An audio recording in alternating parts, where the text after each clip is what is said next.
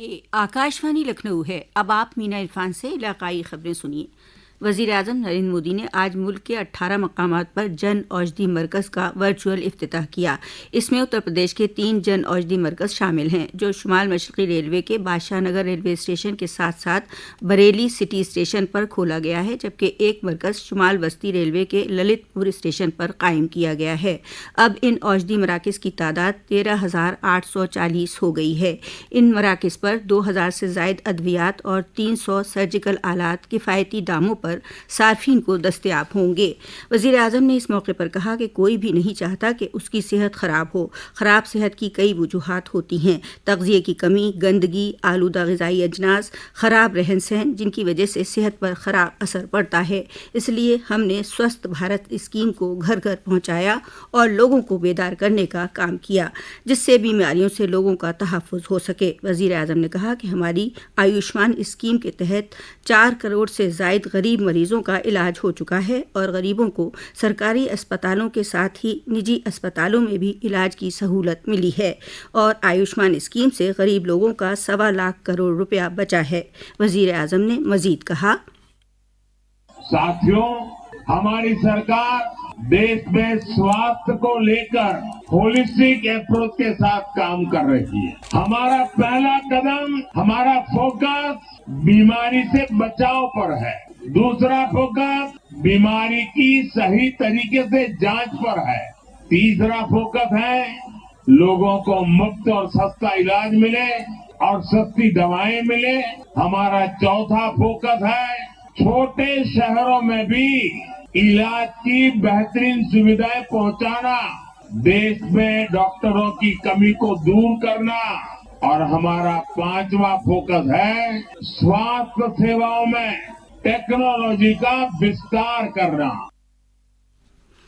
Uttar Pradesh public service commission के जरिए मुनक़िद होने वाले PCS RO इम्तिहानात में नॉर्मलाइजेशन और इम्तिहान एक शिफ्ट में एक दिन में कराए जाने के सिलसिले में मुकाबला जाती तलबा का चल रहा मुजाहरा आज तीसरे दिन भी जारी है। धरने की हिमायत में कुल हिंद विद्यार्थी परिषद भी सामने आया और अपना मौक़िफ़ रखते हुए कहा कि कमीशन नॉर्मलाइजेशन का अमल वापस ले। इलाहाबाद समेत दीगर अजला से भी मुकाबला जाती तलबा ने तहरीक में अपनी हिमायत देने का इजहार किया है। पब्लिक सर्विस कमीशन के जरिए इम्तिहानात के वक़ार को कायम रखने के लिए नॉर्मलाइजेशन अपनाए जाने की बात को तलबा ने नामंजूर कर दिया है। तलबा खुले आसमान के नीचे सड़कों पर लेटकर रात गुजार रहे हैं।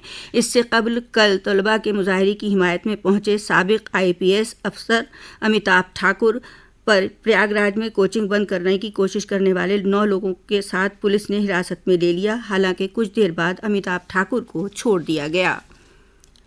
महाकुंभ 2025 के लिए सरकार ने 31 करोड़ 50 लाख रुपए के 10 प्रोजेक्टों को मंजूरी दी है। प्रयागराज मेला अथॉरिटी के ऑडिटोरियम में हुई कमेटी की मीटिंग में चीफ सेक्रेटरी मनोज कुमार सिंह ने इन प्रोजेक्टों को वक्त से शुरू कराने की हिदायत दी। मीटिंग में चीफ सेक्रेटरी और DGP प्रशांत कुमार ने महाकुंभ की तैयारियों के बारे में मालूमात हासिल की और इस सिलसिले की सभी तैयारियों को 15 दिसंबर तक मुकम्मल करने की हिदायत दी।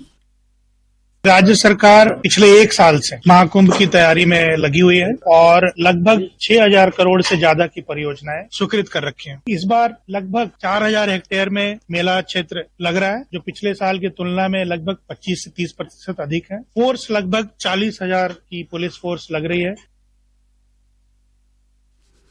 देर रात फतेहपुर में कल्याणपुर थाना हलके के तहत एक बस ट्रक से टकरा गई, जिसमें 3 लोग जाँ बहक हो गए, जबकि 10 दीगर शदीद तौर पर जख्मी हुए, जिनका ट्रॉमा सेंटर में इलाज चल रहा है, जबकि 3 की बेहद नाजुक हालत की वजह से उन्हें कानपुर रेफर किया गया है। वहीं सुल्तानपुर में एक तेज़ रफ्तार बेकाबू ट्रक ने एक कार और 6 बाइक्स को टक्कर मारी, जिसमें 4 लोगों की हालत नाजुक है।